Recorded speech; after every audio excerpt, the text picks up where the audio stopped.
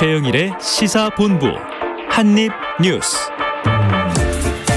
네, 박정호 오마이뉴스 기자, 오창석 시사평론가, 누가 입이 더 큰가, 오늘 토크를 시작해 보겠습니다. 어서 오세요. 안녕하세요. 안녕하십니까? 자, 오늘 또 이제 하루 건너서 국토위 국감이 이미 시작이 됐고요. 치열한 공방이 오가고 있더군요. 네. 자, 이재명 지사는 토건비리 부정부패 반드시 척결해서 개발 이익을 환원하겠다. 그런데 여전히 또 야당 의원들은 이 이재명 지사가 배임이다, 이 사건의 핵심에 서 있다, 이 주장을 하고 있는데요. 자, 박 기자님이 한번 오전 상황을 정리해 주시죠. 네, 뭐 오전 상황은 비슷합니다. 행안위 국감이랑 비슷하고요. 이재명 지사가 계속해서 그 돈을 봐야 된다. 그러니까 돈을 가져간 사람이 범인이라는 얘기를 하고 있고, 네. 반면에 국민의힘에서는 설계한 사람이 범인이다. 그러니까 이 대장동 이 사업을 설계한 당시 성남시장 이재명 지사가 책임을 져야 된다, 이런 입장을 보였고요. 네. 뭐 이런 내용 가운데 좀 눈에 띄는 게 몇 가지 있었습니다. 예. 하나는 저는 지난번에 말씀드릴 때 위원장이 국민의힘 이현승 위원장이다. 네네네. 좀 달라질 것이다, 이렇게 분위기가 얘기했는데 달라질 것이다. 그게 아니었고요. 아니었어요. 오늘 서울시 국감과 그리고 경기도 국감이 같이 진행돼요. 나눠서 갔죠. 네, 일반 의원들이. 2반이 나눴습니다. 그래서 1반 서울시의 이현승 위원장이 갔고, 사회 보러. 네, 2반 경기도 사회자가 바로 조응천 위원장이었어요. 민주당 간사더라고요. 간사가 돼서 이게 게임 체인저가 될 줄 알았는데 안 됐다, 사회자가. 네. 그리고 조응천 위원장이 또 저거 갖고 왔어요. 스톱워치. 스톱워치 갖고 와서 발언 시간 재면서 이재명 엄수. 지사의 답변도 들으면서 너무 시간 안 가겠다, 그만큼 공정하겠다, 이런 얘기를 했고, 이런 부분이 눈에 띄었고, 또 하나 국민의힘의 전략이 좀 바꿔서 나온 게 있습니다. 국민의힘 쪽에서 일문일답을 시도하고 있어요. 그러니까 지난번 행안위에서는 자신의 발언을 다 한 다음에 네. 그다음에 이재명 지사의 답변을 듣는. 그러니까 내 할 말 다 하고 주장을 막 쏟아내고. 주장을 다 하면서 원샷 내가 다 받고 그다음에 이재명 지사 답변 듣고 이렇게 갔는데, 네네. 오늘은 일문일답식으로. 사실 전략적으로 봤을 때 일문일답이 조금 더 대답한 사람의 다른 답변을 네네. 듣기가 차단할 수가 있죠. 편하거든요. 그런 전략이 있기 때문에 그렇게 좀 바꿔 나왔다. 나름 너 신경을 썼다, 이런 생각이 듭니다. 자, OX로 답하시오, 막 이런 식이죠. 그렇습니다. 예, 아니오만 답하세요. 추궁하는 과거에 이런 그런 모습이 모습. 많았는데, 네. 오늘 첫 번째 야당 의원 질의에는 이재명 지사가 기억나지 않는다. 유동규 이 본부장이 시설관리공단에 애초에 어떻게 들어오게 됐느냐, 이 문제에 기억나지 않는다. 저건 좋은 답변 아닌데, 이렇게 출발을 했었고요. 또 그 심상정 의원은 정의당 대선 후보잖아요. 네. 완주하는 경우에 본선 경쟁자인데 네. 상당히 질타하는 모양새더라고요. 자, 이 시사본부 들어오기 조금 전에 김은혜 의원이 하이톤으로 질타하는 장면을 보다 왔습니다. 네. 모르면 무능이고, 네. 기억 안 난다고 하면 후보 자격이 없다. 네. 이렇게 추궁하는 모습을 봤습니다. 일단은 이제 이 양쪽으로 갈래로 나눠져서 조응천 의원이 이제 감사반장으로 들어갔다는 것 자체가 제가 첫 번째 느꼈던 거는, 네. 국민의힘이 오늘 국정감사를 진행한다 하더라도 큰 실익을 얻을 것을 생각을 해서 아마 그냥 돌려놓지 않았을까라는 생각이 좀 처음에 좀 조심스럽게 네네. 들 수밖에 없었고, 첫 번째 월요일에 국정감사했을 때 이재명 지사가 이제 돈을 받은 자가 범인이다, 이런 팻말을 들고 나왔었는데, 오늘은 심상정 의원은 설계자가 죄인, 박성민 의원은 설계자가 범인이었나요? 네. 약간 비슷한 맥락으로 이제 매칭을 완전 똑같이 해가지고 이제 가져왔는데, 국민들의 뇌리에는 그냥 헷갈리기만 할 뿐이었어요. 네. 그러니까 결과적으로는 그러니까 이재명 지사는 본인이 아니라는 걸 강조하기 위해서 처음에 팻말 가져왔고, 그걸 그대로 이제 똑같은 흰 바탕에 가져와서 아니다라는 걸 보여주기 위해서 가져왔는데 그냥 섞여버려가지고 이게 한 의원만 해서 이걸 쭉 밀었으면은 매칭이 됐을 텐데, 심상정 의원도 들고 나오고 박성민 의원도 나오고, 그러니까 질의응답 과정에서도 또 똑같이 헷갈리는 부분이 있었거든요. 그러다 보니까 이게 뒤섞여 버렸습니다. 네. 그런 부분이 조금 아마 아쉬웠고, 역시나 이제 정의당과 공조할 거라고는 생각을 못했겠지만 국민의힘이 네.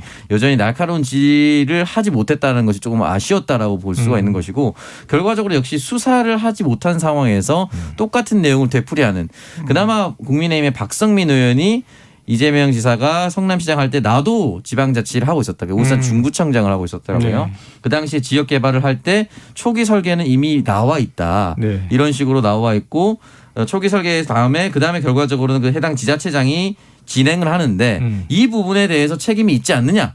라고 이제 질문을 했던 거예요. 네. 그런 부분에 대해서는 이재명 지사 같은 경우는 당시에 제가 그 초과 이익을 환수하거나 또는 100% 공공 개발을 하려고 했으나 국민의힘 당시 국민의힘이었던 야당 측의 시의원이 모두 반대해서 무산이 됐다.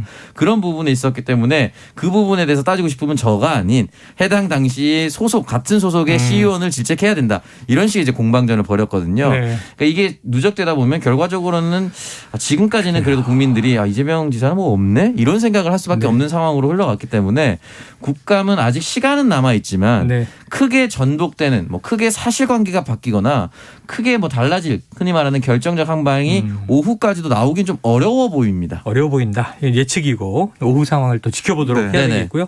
내일이면 이제 국정감사 일단 완료가 되는데 자 말씀하신 대로 지금 이 흥미로운 게 지금 서울시 국감도 궁금해요. 왜냐하면 네. 이 월요일 첫날 행안위 경기도 국감했고 어제는 행안위 서울시 국감이 있었잖아요. 네. 근데 오세훈 서울시장이 의외로 이 원희룡 후보의 이 일타 강사가 부러웠는지 대장동 개발 문제에 대해서 조목조목 또 문제를 지적을 했더라고요. 예, 그러니까 어제 보니까 저도 이제 보면서 네. 왜 서울시정 얘기는 안 나올까 네. 이런 궁금증을 좀 갖기도 했었는데 이 대장동 관련 패널만 7개 준비했더라고요. 그래요? 서울시 관련 패널은 없었습니다. 그래요? 예, 그런 것도 좀 눈에 띄었고 어쨌든 이 서울시정에 대해서 좀 알고 싶어했던 서울 시민들 특히 서울 시민들에게는 조금 국감 자리가 왜 필요했을까라는 생각이 네. 들 정도로 좀 아쉬운 시간이었습니다. 그래요. 자, 두 번째 이슈. 이거 굉장히 오늘 중요한 이슈인데 국감이 조금 묻혀 있어요. 그렇게 시끌시끌하게 인천공항에 공항 패션까지 화제가 될 정도로 귀국을 했는데 뭐 귀가했다가 소환될 것이라는 예상을 뒤집고 전격 체포가 됐어요. 네, 근데 검찰이 체포해서 이 체포 시간은 48시간이었죠. 그렇습니다. 그래서 그럼 구속영장 칠 거다. 이런 네. 얘기가 나왔어요. 어제 언론이다. 오늘 구속영장 청구할 것. 네. 그랬는데 석방돼 버렸어요. 어떻게 된 겁니까? 그러니까 사실 체포를 할 때는 네. 구속영장을 칠 거라는 것까지 뭐 함의가 돼 있다고 네네. 기자들이 봤거든요. 예. 그동안 그런 게 좀 많이 있었고요. 그래서 오늘 새벽 5시까지가 체포 시간이었는데 오늘 0시가 조금 지나서 풀려났습니다. 그래서 왜 그랬냐 알아봤더니 일찍 풀어줬네요. 네, 좀 더 일찍 풀어줬고 체포 시한 내에 충분한 조사가 마무리되지 않아서 석방했다. 네. 이런 게 검찰의 입장이고요. 추가 조사를 한 다음에 뭐 금명간 다시 부르겠다고 했으니까 네. 아마 조만간 불러서 다시 조사한 다음에 구속영장 청구 여부를 결정하겠다 이렇게 얘기를 한 거예요.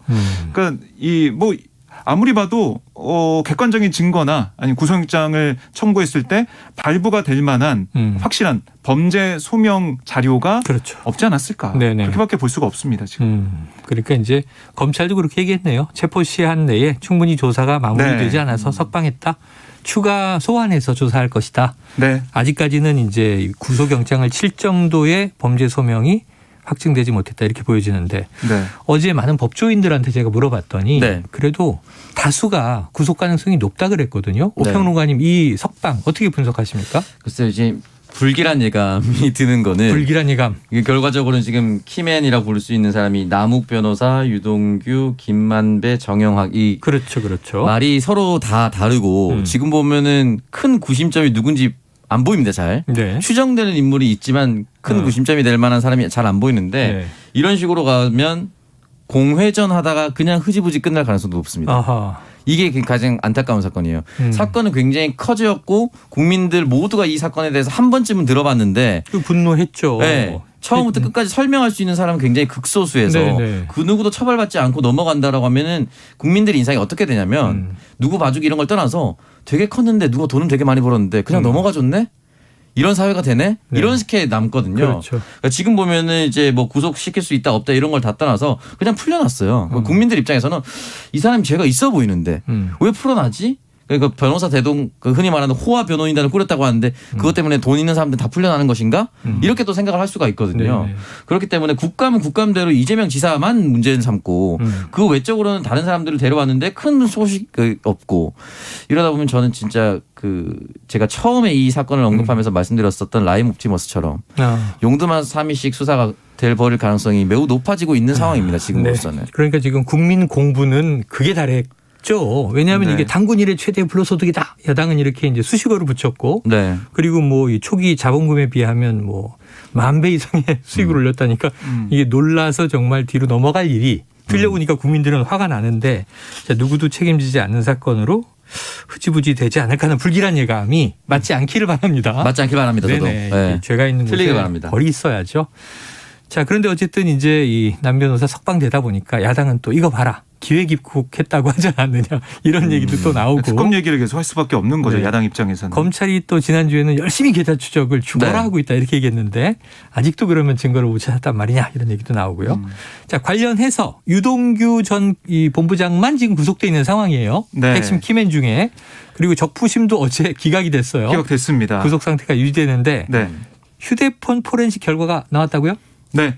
그러니까 유동규 전 본부장이 가지고 있는 휴대폰이 두 개였습니다. 네네. 하나는 지난달 중순에 개통한 거, 그리고 또 하나는 원래 가지고 있던 거였는데 지금 여기서 포렌식 착수한 것은 경찰이 착수한 것은 바로 지난달 중순에 개통한 최신형 그러니까 새 아이폰. 거. 그렇습니다. 창밖으로 던진 거죠. 창밖으로 던진 구청 창밖으로 네. 던진 그 아이폰 이게 지금 수리가 됐어요. 그리고 우리가 걱정했던 부분이 아니 아이폰이니까도 비밀번호 안 주면은 아, 예, 또 예. 이스라엘 또 가야 되는 건가? 항상 지금 그게 그렇죠. 네. 안 풀린 아이폰이 등장하는- 지금 쌓여 있죠. 네, 이스라엘 얘기가 또 나오는 네. 게 아닌가 생각을 했는데 유동규 전 본부장은 휴대전화의 비밀번호 제공했다고 합니다. 아, 그래요. 경찰에 제공했고 그래서 물리적 수리가 돼야지만 포렌식한다라고 했는데 수리가 완료됐기 때문에 경찰이 포렌식에 착수했다라고 지금 전해지고 있고요. 네.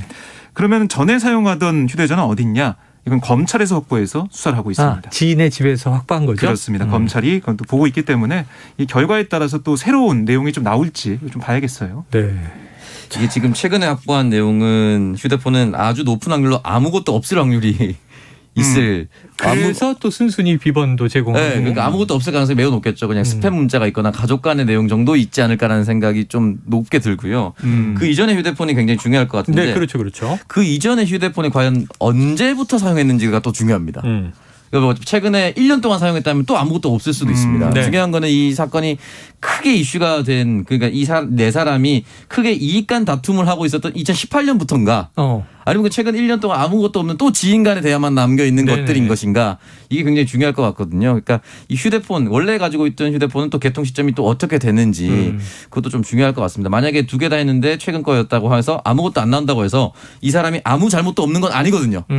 그렇거든요. 그렇기 때문에 이 휴대폰을 또 언제 원래 쓰고 있던 건 언제 개통했고 언제부터 사용했는지가 좀 중요할 것 같습니다. 네. 뭐 또 정유학 변호사가 19개 녹취를 제공할 때 그건 2019년 분도 들어있는 걸 보니까 네. 최근까지도 무슨 이야기들을 서로 나눴다라는 정황이라 뭐라도 이제 나와야 할 상황입니다. 또 검찰에 이제 이전에 쓰던 폰 그 내용도 이제 궁금증이 쏠리고 있고요. 아니면은 누구랑 정말 중요한 사람하고 네. 통화를 한 걸 일부러 좀 알려주기 위해서 네네. 비번을 좀 준 게 아닌가 생각도 좀 들더라고요. 아, 그러니까 이른바 내용을 좀 보세요. 네 오히려 그러니까 그분에 대한 여러 가지 추측이 좀 나오고 있는데 맞아요. 네네. 아니 정영학 회계사가 얘기한 그분 그거보다 더 중요한 게 있다 아니면은 다른 단서가 있다 이렇게 해서 흘린 걸 수도 있겠다 저는 그런 생각도 드는데 의도적으로. 네 한번 좀 봐야겠습니다. 자, 내용은. 두 분의 한입 탐정이 4개 들어갑니다. 자, 오평론가님은 아무것도 없어서 풀어준 거다, 순순히. 여기 박 기자님 한 발 더 나가셨어요. 네. 뭔가 알리고 싶은 내용이 있기 때문이다. 결과를 좀 지켜보도록 하고요. 자, 다음 이슈. 어제 이 시간에 이 10분 인터뷰를 조금 길게 써서 조성은 씨가 나와서 바로 이 녹취록의 내용을 일부 천기 누설을 했고 어젯밤에 뭐 많이들 또 이 심층 탐사 프로그램 보셨겠죠. 네네. 네 좀 놀랄 만한 얘기가 육성 공개가 됐어요. 그렇습니다. 김 의원의. 그러니까 이 두 차례 통화했다는 것은 우리가 좀 알고 있었죠. 네네. 4월 3일에 오전하고 오후 한 번씩 통화를 했고, 근데 이게 전체 길이가 17분 37초 정도 됩니다. 통화 내용. 아, 길이가. 그래요. 근데 그 전체가 공개된 건 이번이 처음이고요. 그래요. 어제 보니까 우리가 알고 있던 내용도 있고 모르고 있던 내용도 있는데 어떻게 돼 있었냐면 이 조성은 씨한테 그때 내가 선대위에 있었으니까 조성은 씨가 그렇죠. 미래통합당 선대위에 있었으니까 조 씨한테 전화를 걸어가지고 채널A 기자의 협박성 취재 의혹 이거는 공작이다라고 막 설명을 해요. 네. 그러다가 고발 계획을 얘기합니다. 그러면서 뭐라고 했냐면 이 아마 고발장 초안을 저희가 만들어서 일단 보내드릴게요. 처음에 우리라고 나왔는데 저희라고 표현했군요. 우리도 있고 저희도 있어요. 아, 그래요. 둘 다 있어요. 우리 저희 다 써가면서 얘기를 네. 했는데 그리고 이제 고발장을 어디에 접수해야 할지 구체적으로 찍어주죠. 근데 말투를 유심히 봐야 됩니다. 말투. 네. 그러니까 직접 우리가 들었으니까 이게 얘기할 녹취록 수 있는데 글에는 안 나오는 거죠. 그렇습니다. 이게 누군가한테 지시나 조언을 받아서 움직인 것처럼 말을 해요. 이렇게 얘기합니다. 고발장을 남부지검에 내랍니다. 아, 남부 아니면 조금 위험하대요. 아, 그래요? 누군가 얘기해 준 거죠. 누구의 얘기를 전하는 조언해 준 방식이네요. 거죠. 네, 그걸 전했기 때문에 분명히 저희가라고 얘기하는 그 사람들이 얘기해 준 게 아닐까라는 그렇죠. 생각이 드는 합리적 의심이 드는 그런 부분이고요. 오후에 전화를 걸어서는 남부지검이 아닌 대검에 고발장을 내라고 말을 바꿨습니다. 이건 뭐 이미 보도가 됐었죠. 여기서 뭐라고 하냐면 우리가 어느 정도 초안을 잡아놨다. 이 정도 보내면 검찰에서 알아서 수사해 준다. 만약 가신다고 그러면 그쪽에다가 얘기해 놓겠다. 그래서 적당한 수순이 나가고 너무 막 편하게 하면 안 되니까 네. 이렇게 여러 가지 지시를 합니다. 정평론가님 핵심 질문 어제 조성은 씨한테도 물어봤는데 네. 밤에 이제 방송이 예고돼 있었기 때문에 속 시원하게 얘기는 안 했고요. 자, 윤석열이라는 이름이 나오느냐 안 나오느냐. 근데 딱 역질문을 하시더라고요. 한 번만 나올까요? 몇 번 나왔습니까? 그래서 아니, 저는 그 해당 매체 봤는데 한 번 나온 거 아닙니까? 네. 좀 아마 3번 정도 들어있던 3번 걸로. 정도가 거명이 됐다. 그렇습니다. 네. 근데 제가 어제 그거를 쭉 보면서 어떤 게 느껴졌냐면 일단은 김웅 의원과 이건 여야 공이 마찬가지입니다. 해당 검사와 김웅 의원은 그 공무원직에 사퇴하는 게 맞습니다. 일단은. 왜냐면 결론부터 세게 지르시네요. 왜냐면 이유는 명확하게 밝혀졌지 않습니까? 명확하게. 두 사람이 결탁했다라는 것은 해당 사진 뭐 페이스북에 어떤 사람을 추적해서 자신들을 공격하고 있는 이 사람을 해당 페이스북을 캡처해서 보낸 흔적도 나왔는데 그게 전형적인 검사의 캡처 방식이라는 거예요. 예를 들면 위아래를 잘랐죠. 휴대폰 화면을 캡처를 하면 위에 이제 배터리 잔량이라든지 시간. 뭐 LTE 5G 표시도 있고 아래에 보면은 해당 휴대폰 기종마다 뒤로 가기 버튼이 어떻게 되는지 다르답니다. 댓글창. 근데 그 부분을 잘라야만 해당 기종이 어떤 것인지 가려지니까 위아래를 잘라서 보냈다는 것이죠. 그러니까 이걸 보도한 뉴스버스의 전혁수 기자 같은 경우는 이건 전형적인 검사의 방식이다. 왜냐하면 나의 휴대폰 기종을 노출시키지 않기 위해서 또는 이게 누가 보냈는지 최초에 보낸 사람을 가리기 위해서 이렇게 한다. 라고 했는데 모든 사진이 그런 식으로 캡처돼서 전달됐고요. 굉장히 많은 양인데. 현역 검찰이 이걸 일단은 어떠한 의도를 가지고 해당 정당을 가지고 있는 후보에게 전달했다는 것 자체가 문제고요. 두 번째 고발장 같은 경우도 사진을 찍어서 보냈는데 그 이유에 대해서는 더불어민주당 민병덕 의원이 워드나 파일을 통해서 보내면 최초의 작성자가 나오니 사진을 찍어서 보내면 그 사진을 보고 타이핑을 하는 순간 다시 치는 타이핑을 순간 하는 사람이 최초에 쓴 것처럼 보이죠. 원본 작성자로 보이죠. 네. 그렇죠. 그걸 가리기 위해서 사진을 보냈다. 그러니까 무슨 말이냐면 현역 검찰 공무원과 현역 국회의원이 되려는 자가 국민들 앞에서 거짓말을 하기 위해서 자신의 나쁜 행동을 숨기기 위한 했던 정황들이 모두 드러났습니다. 이거는 절대 있어서는 안 되는 일이에요. 이거는 뭐 민주당 국회의원이 했어도 사퇴해야 되는 것이고요. 정의당 국회의원이 했어도 사퇴해야 되는 것인데 김웅 의원 초지일관 선거운동하기 바빠 죽겠는데 이런 거 할 시간이 없었다라고 얘기했었잖아요. 그렇죠. 다시 말씀드리지만 송파구 갑은 홍준표 의원이 당선된 이후로 단 한 번도 보수정당이 뺏긴 적이 없는 흔히 말하는 양지바른 땅입니다. 선거운동을 바쁠 수는 있는데요. 그렇다고 해서 치열하진 않았다. 낙선되기 어려운 장소이기 때문에 시간이 없었다라고 하는 건 거짓말입니다. 야, 선거에 입후보 해보신 분의 분노네요. 분노입니다. 부산 나가봐야 합니다. 부산 나갔으면 정말 이럴 시간이 없어요. 그래. 어려운데 나갔던 자기와 관련이 있는 얘기가 나오면 사람들은 분노를 더 많이 해요. 참을 수 없습니다. 근데 이건 진짜로 다시는 일어나서는 안 되는 자, 근데 일입니다. 박 기자님 이제 관련해서 저는 이제 그거는 검사들이 이제 위아래를 자르는 방식을 쓴다. 저도 자르거든요. 검사 아니고. 왜냐하면 그림을 좀 예쁘게 보이게 하려고 테두리를 이제 삭제하는 거죠. 그런데 그거보다 사실은 이게 이 정도의 통화를 주고받고 자료 내용을 자세히 김웅 이 후보자가 당시 알고 있었다면 저는 처음에 어떻게 이해를 했냐면 그래 기억이 안 날 수도 있지. 왜냐하면 여러 개의 제보가 오는데 난 내용도 보지 않고 당 관계자에게 바로바로 넘기고 난 삭제해버려서 내용을 보지도 못했고 볼 시간도 없었다. 근데 전화 통화는 본인의 육성이니까 내용을 모르고는 저렇게 통화할 수가 없잖아요. 근데 기억이 안 난다고 하면 납득이 안 되는데 이 기억이 안 날 가능성도 있나요? 글쎄요. 뭐 개인적으로 기억이 안 난다고 한다면 주장한다면 그게 이제 법정에서 어떻게 수사 과정에서 받아야 될지 모르겠지만은 사실 검사기 때문에 김웅 의원도 알 거예요. 이렇게 계속 기억 안 난다고 하는 게 과연 받아들여질까 이 부분들. 근데 검사들도 많은 수사를 해봤지 않겠습니까? 그러면 피의자가 기억 안 난다는 얘기 많이 할 거예요. 많이 하겠죠. 그럴 때 특히 어떻게 불리한 해내나. 대목에서. 그러니까 객관적인 증거나 아니면 상황상 정황상 물을 수가 없다는 걸 자료를 만들어서 첨부를 하면서 기소를 하겠죠. 그 부분들이 있을 것 같고 그리고 상식적으로 봤을 때 우리가 어떤 사람이 얘기할 때 그 얘기를 듣고 고개를 끄덕이는 수준이라면 기억 안 날 수가 있어요. 그런데 이렇게 본인이 주도적으로 누구한테 어떤 얘기를 들어서 전달하면서 이렇게 해야 된다고 세세하게 설명을 17분에 걸쳐서 했는데 네. 그걸 기억 안 난다고 하는 거 글쎄요. 이거는 국민들이 볼 때 이해할 수 없는 부분이다. 또 짧게만 좀 설명드리면 네네, 짧게. 이 부분에 대해서 고발장을 어떻게 접수시키면 좋겠느냐에 대해서 지팡이를 짚고 심재철 의원이 나가는 것이 민주투사 이미지도 있다라고 해서 네네. 고발장을 접수하는 그림까지 그렸습니다. 장면까지 연출하는. 근데 이걸 기억을 못한다는 건 거짓말이에요. 그러니까 언론이 그 장면에서 모일 거라는 것도 지금 이제 계획을 세워두고 있는 얘기죠. 너무너무 무시무시한 그렇죠. 목소리였습니다. A부터 Z까지. 오늘 이슈들이 뭐 많기도 하고 뜨겁기도 하고 이게 흥미진진합니다. 하지만 지금 12시 43분이 돼가고 있기 때문에 너무 오래 기다리게 했네요. 교통정보센터에 절대 기억력을 잃지 않는 임초희 리포터 교통 상황 전해주시죠. 네, 이 시각 교통정보입니다. 서울 시내 내부순환도로 성산 쪽으로는 현재 전 구간 수월한 편인데요. 반대 방향은 연희램프부터 정릉터널 입구까지 계속해서 교통량 많습니다. 더 가서는 기름램프 1차로가 작업으로 막혀 있어서 차로 변경에 유의하셔야겠고요.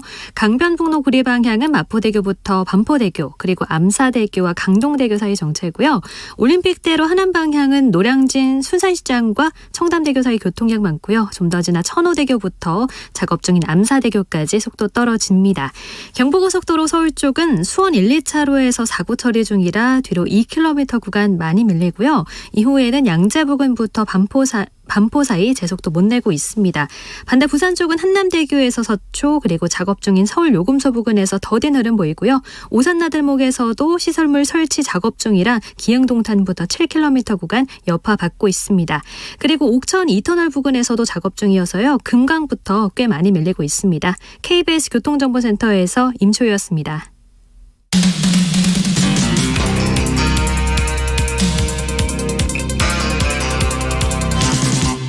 최영일의 시사본부. 네, 지금 실시간 유튜브에도 많은 이 청취자 본부장님들이 들어오셔서 또 개인의 의견과 공방도 벌어지고 있는데 이게 무슨 일입니까? 갑자기 느닷없이 오창석 평론가 키는 얼마냐? 이런 질문이 올라왔는데 2m 안 돼요. 우리 PD님이 물어봐요. 밝히실 겁니까? 저 165입니다. 아, 네. 뭐 못 진짜죠? 밝힐 것도 없죠. 오, 예. 진실만을 말할 것을. 예전에 알파치노인가 그 배우가 네. 158인가 그런데 165라고 늘 그랬대요. 아 그래요? 네네. 그 확인이 필요합니다. 자 어디 있죠? 저희는 팩트가 필요하니까 다음에 요거는 예. 하도록. 오창석 평론가 똑똑하다 문자도 오고 인기가 폭발하고 있는 거죠. 저에 대한 질문은 없어요. 자, 다음 이슈는요. 자, 윤석열 후보 말이죠. 또 1인 1실현 유승민 후보가 비판하기도 했는데 지금 전두환을 칭찬하는 발언을 하여 파장이 크다. 박 기자님 어떤 네. 내용입니까? 그러니까 윤 전 총장이 어제 부산 해운대가 당협사무소에 찾아가지고요. 여러 가지 얘기를 했는데 그중에 대통령이 되면 최고 전문가를 등용해서 시스템 정치하겠다 이 발언을 했어요. 근데 이 발언을 하면서 그에 앞서서 뭐라고 했냐면 전두환 씨가 잘못한 부분이 있지만 군사 쿠데타와 5.18만 빼면 정치는 잘했다고 말하는 분들이 많다. 호남에서도 그렇게 말하는 분들이 꽤 있다. 호남에도 꽤 있다. 그렇습니다. 이렇게 주장을 했습니다. 그러면서 왜 정치를 잘했다고 그러느냐. 이건 맡겼기 때문이다. 전문가에게. 네, 이분은 군에 있으면서 조직 관리를 해봤기 때문에 맡긴 거다. 이렇게 설명을 했습니다. 근데 여기에 대해서 당장 당내 주자들이 강하게 비판을 했는데요. 네. 홍준표 의원은 이건 아무 말 대잔치 넘어서 망발에 가깝다. 본인 처 장모의 끝없는 범죄 의혹에 1일 1망원으로 당의 위상과 명예를 추락시키고 대선 후보 자격마저 의심케 하고 있다. 꼬집었고요. 유승민 전 의원은 이런 몰상식한 후보, 저렴한 역사 인식 이런 후보가 보수 정당의 대선 후보가 되겠다는 게 부끄럽다라고 이거 원희룡 전제지사도 강하게 비판했습니다. 네네. 사람만 잘 쓰면 된다는 인식 이거야말로 수천년 왕조 시대의 왕보다도 못한 천박하고 한심한 지도자 철학이다라고 지적을 했어요. 그러니까 저는 조금 고민되는 지점이 네. 이 말을 보고 저는 또 80년대 광주 민주화 항쟁 때 상당히 정말 큰 충격을 받았던 세대잖아요. 예. 80년대 학번들이 1987이란 영화가 우리의 이야기였고 이 발언은 좀 1인 1실현, 1인 1망원도 나왔는데 이 발언은 좀 심각하다 이렇게 생각한 게 5.18이 광주 시민 학살이지 않습니까? 네. 군부 쿠데타는 부정하게 정권을 찬탈한 거잖아요. 네. 그 다음에 전문가를 잘 쓰는 게 뭐가 중요해요.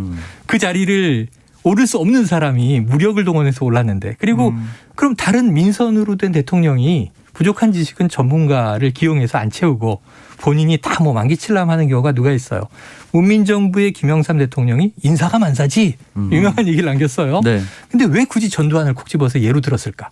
오평론가님 어떻게 생각하십니까? 전 진짜 도저히 이해가 안 되는데 일단 먼저 해운대 갑 당협 사무실이었는데 해운대 갑 지역구의 국회의원은 하태경 의원입니다. 그러네요. 드려야 될 것 같아서 전혀 이해할 수 없는 부분이고 저는 이 기사를 보고 처음에는 오보가 아닐까 싶을 정도로 네. 너무 심각한 발언이었다. 이거는 당헌을 정면으로 배반하는 것이자 네네. 그동안 이제 당을 이끌어 왔었던 모든 사람들을 비판하는 거나 마찬가지입니다. 심지어 지금 제주에서 당의 버르장머리 고쳐야 된다. 당 이런 상태로 가면 안 된다. 바꿔야 된다. 이런 얘기 하지 않았습니까? 네네. 근데 당에서 바꿔야 될 건 바꿔야 되지만 지켜야 될 건 또 지켜야 됩니다. 김종인 비대위원장 그리고 이준석 대표까지 5.18 묘역을 찾아서 다시는 이런 일이 없도록 하겠다라고 얘기하지 않았습니까? 네. 근데 본인이 가서 이렇게 얘기했다는 것 자체가 일단 첫 번째 말도 안 되는 거고요. 두 번째는 헌법을 수호하던 검찰총장입니다. 헌법을 위배하는 전두환 씨를 옹호한다? 라는 건 말이 안 되는 것이고 헌법을 위반해서 권력을 얻은 그 사람이 헌법의 주인이 국민을 무력으로 학살했었던 그 내용을 가진 이 내용을 옹호한다는 것도 말도 안 되는 겁니다. 그러니까 하나부터 열 끝까지 이해가 안 되는데 굳이 따지자면은 이런 걸 하고 싶었던 것 같아요. 내가 정치적으로 모든 걸 통달하지 못한 상황이니 미숙한 네. 상황이니 네. 하지만 내 주변엔 유능한 참모들이 있다 이 얘기를 하고 싶었던 네. 것 같은데 비유를 하자면은 적어도 전두환 씨는 안 했어야죠. 네. 이건 있을 수 없는 일입니다. 그리고 전두환 씨가 뭐 등용해서 잘 썼다라는 김재익 장관이 물론 잘했다든 못했다든 다 떠나서 뭐 임자가 경제 대통령이야 뭐 이런 얘기인 거죠. 청와대 수석이었고요. 다 맡겼다. 군부에 부역을 했던 사람입니다. 어떻게 보면은 네. 그 사람을 지금 옹호하는 것이 현 시점에 맞는 것인가? 네네. 맞지 않습니다. 그리고 지금 전 세계적으로 큰 정부 우리가 큰 정부 작은 정부 얘기하는데 큰 정부가 대다수입니다. 어떤 나라에서 저녁 6시 이후에 2명 이상 만나지 말라고 통제하고 10시 이후에 장사하지 말라고 통제합니까? 네. 그 어느 때보다 큰 정부면 큰 정부의 수장이 중심을 잘 잡고 가야 되는데 수장이 중심도 못 잡고 이런 얘기를 한다는 거는 자, 있을 수 없는 이건 사실은 이제 여야를 떠나서 어떻게 대선 후보가 되려는 21세기의 후보자가 이런 얘기할 수 있을까?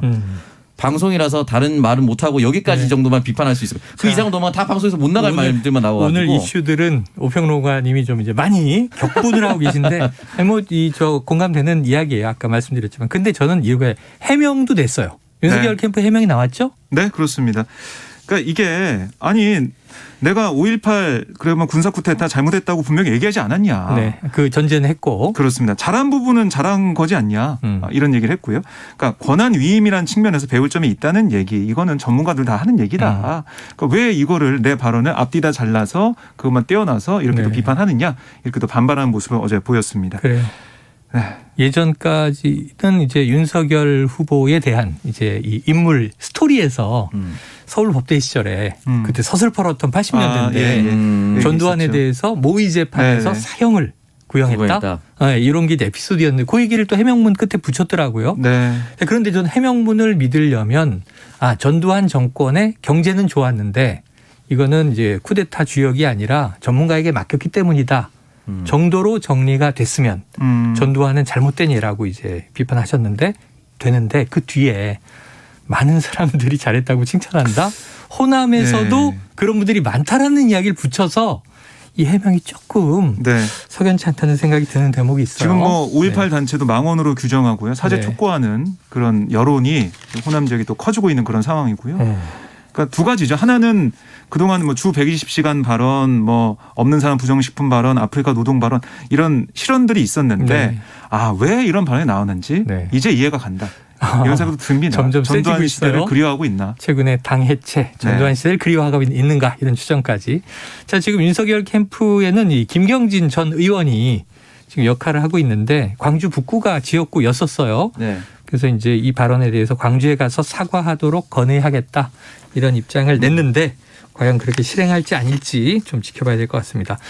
오늘 이 김동연 전 경제부총리는 신당 이름을 새로운 물결로 네. 정했다. 창당 임박인 것 같고. 금깨당은 아니었습니다. 네, 북한에서 쏜 이 단거리 탄도미사일 지금 신형 SLBM으로 확인을 지금 하고 있는 것 같아요. 네. 중요한 이슈들이 많은데 또 오늘도 국정감사에 일단 매몰된 것 같습니다. 내일 끝나니까 그 이후에 주요한 이슈들은 우리가 잊지 않고 또 보도록 하죠. 자, 오늘 박정호 오마이뉴스 기자, 오창석 평론가 두 분 고생하셨습니다. 고맙습니다. 고맙습니다. 고맙습니다. 네, 오늘의 디저트송 9697님의 신청곡인데요. 자, 뉴스를 들어보니 분명한 게 없이 카더라의 느낌이 들어서 장기하와 얼굴들의 풍문으로 들었소가 떠올랐어요. 야, 이게 정말 선고안이 대단한 분이시네요. 음악에 일가견이 있으십니다. 그래서 9697님께는 별다방 커피 쿠폰 보내드리고요. 자, 범죄와의 전쟁 영화에도 범죄와의 전쟁 나쁜 놈들 전성시대에도 OST로 깔렸어요. 이 노래를 들려드리면서 저는 2부로 돌아오겠습니다.